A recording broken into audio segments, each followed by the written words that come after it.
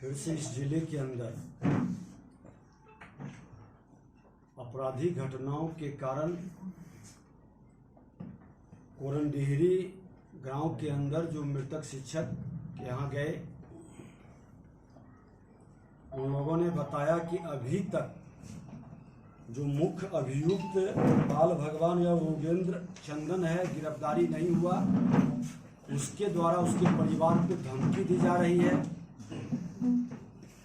गिरफ्तारी जो एक दो लोग को किया जाता है वो खाना पूर्ति के लिए, दिखावा के लिए, और सरकार उसी पर अपनी पीठ थपथपाती है। फिर आकाश भाई पटेल जो मृतक है उनके परिवार से जाके मिले। अमरजीत पटेल जो घायल हैं। अब ये घोर आश्चर्य है कि 4:30 बजे एक समाज सेवी जदयू के नेता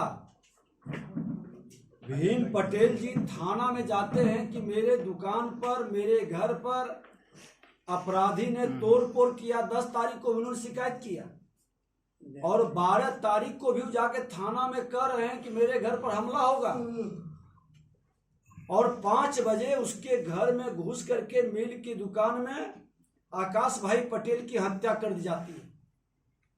उसके भतीजे अमरजीत पटेल को गोली मार दी जाती है। जीवन मौत से वो जूझ रहा भाई। आज उसी तरह से शशिकांत उर्फ विक्की की हत्या 11 बजे दिन में कर दी जाती है। क्या कारण है कि आज आरा शहर पूरी तरह से अपराधियों के हवाले हो गया है और प्रशासन के लोग इतने कायर, कमजोर और मजबूर क्यों बन गए हैं?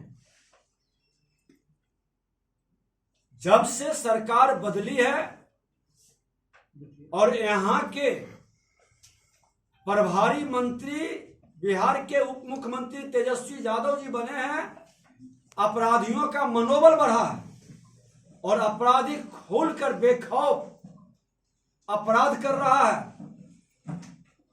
माननीय मुख्यमंत्री जी, कानून का राज यही है और कानून का राज स्थापित करना चाह रहे हैं। या कुर्सी के लिए आपने अपराधियों के हवाले कानून को कर दिए।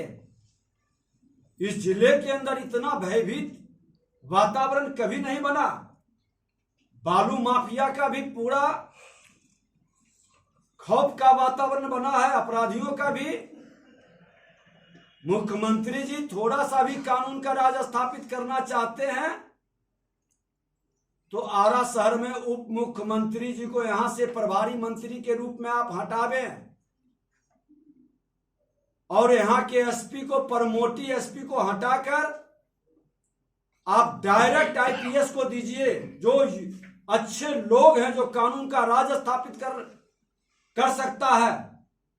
खाना पूर्ति का वातावरण बंद करिए। खाना पूर्ति के लिए इस एसपी को हटाएंगे और इससे भी कोई भ्रष्ट एसपी को ला के रख देंगे, इससे कानून का राज स्थापित नहीं होगा। कानून का राज स्थापित करना है तो अच्छे पदाधिकारी को लाइए। पटना जिला के बगल का इतनी दहशत, इतना वातावरण। और पटना राजधानी के अंदर अभी अभी हम लोग को सूचना भी मिली है कि करबिगहिया में लोगों की हत्या कर दिया है। बिस्किट एजेंसी के मालिक का ये खौफ का वातावरण। और उप मुख्यमंत्री जी बिहार सरकार के युवराज जो मुख्यमंत्री का सपना देख रहे हैं, जब आपके लोगों पर आपके पाप और कुकर्म का पर्दाफाश होता है और जब दबिश बढ़ती है तो आप कहते हैं कि भाजपा के हैं 3 जमाई।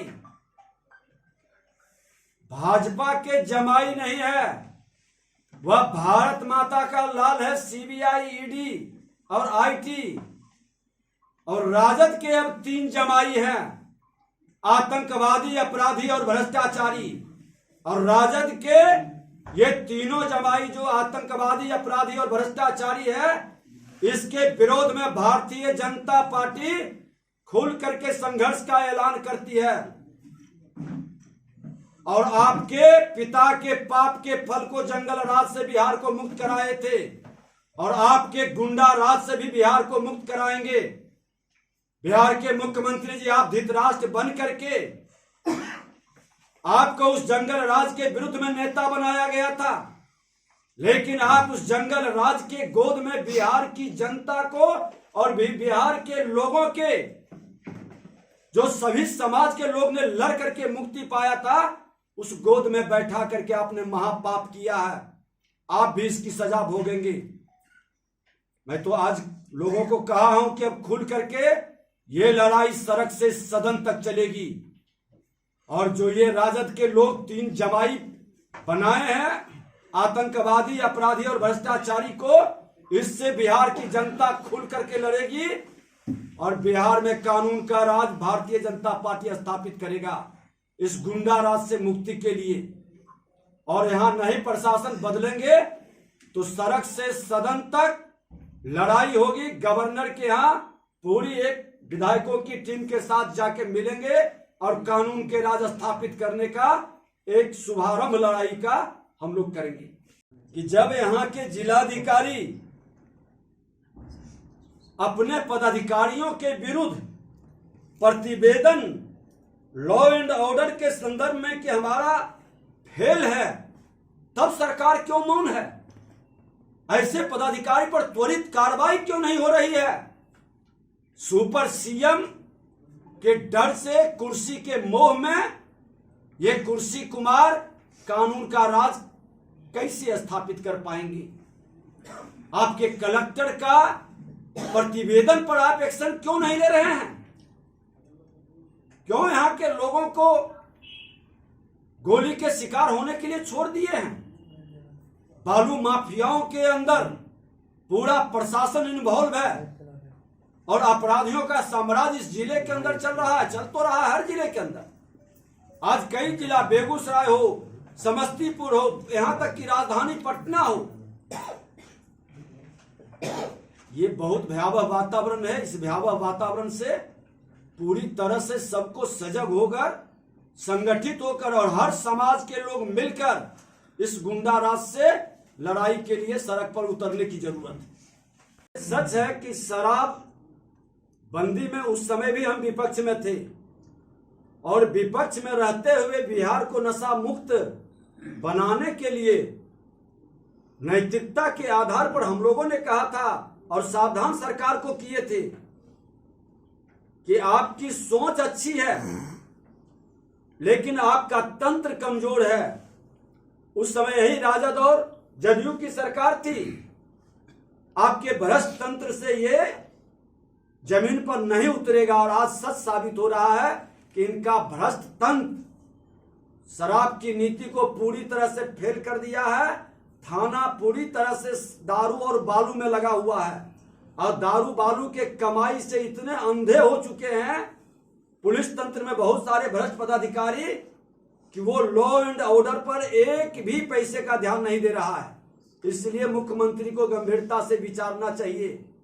थोड़ी सी भी नैतिकता बची है और छोटे हृदय से बड़ा सपना देखने का वो जो ख्वाब पाले हैं, तो पहले बिहार को तो बचा लें।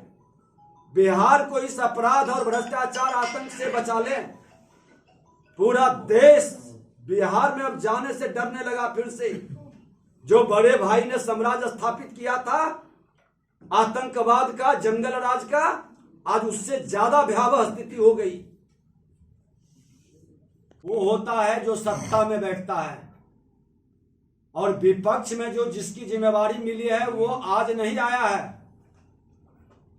ये तीसरी बार हमारी आगमन है प्रतिपक्ष के नाते और जिनकी सोच अगर जो इस तरह की है तो वो सोच बदल लेंगे, क्योंकि विपक्ष के नाते हमारे माननीय विधायक, हमारे कार्यकर्ता आज सड़क से सदन तक लड़ने की तैयारी में है। सर, उद्योग मंत्री, मैंने कहा ना कि जब किसी मंत्री और विधायक पर रेड पड़ता है तो आज तथाकथित जो सोने के चम्मच लेके जन्म लिए हैं जिनको गिफ्ट में राजनीति मिला है, वो लोग कहेंगे कि सीबीआई, ईडी, आईटी ये भाजपा के लोग हैं, लेकिन इनको पता नहीं है कि भारत माता के सपूत हैं, संवैधानिक पद पर बैठे लोग हैं। और ये लोग उनकी जमाई, जो जमाई की तरह पोस के रखते हैं, खास करके राजद के लोग आतंकवादी को, अपराधी को, भ्रष्टाचारी को उसको घर से पकड़ कर निकाल कर और जेल के सलाखों में बंद कर रहे हैं। इसलिए लोग घबराहट में, और ये रुकेगा नहीं। आज महात्मा गांधी जी का, लोहिया जी का, जयप्रकाश नारायण जी का, पंडित दीनदयाल उपाध्याय जी का जो विचारधारा है कि जाति विहीन समाज बनाना और भ्रष्टाचार मुक्त राष्ट्र बनाना, आज देश के प्रधानमंत्री नरेंद्र मोदी जी उसी विचारधारा को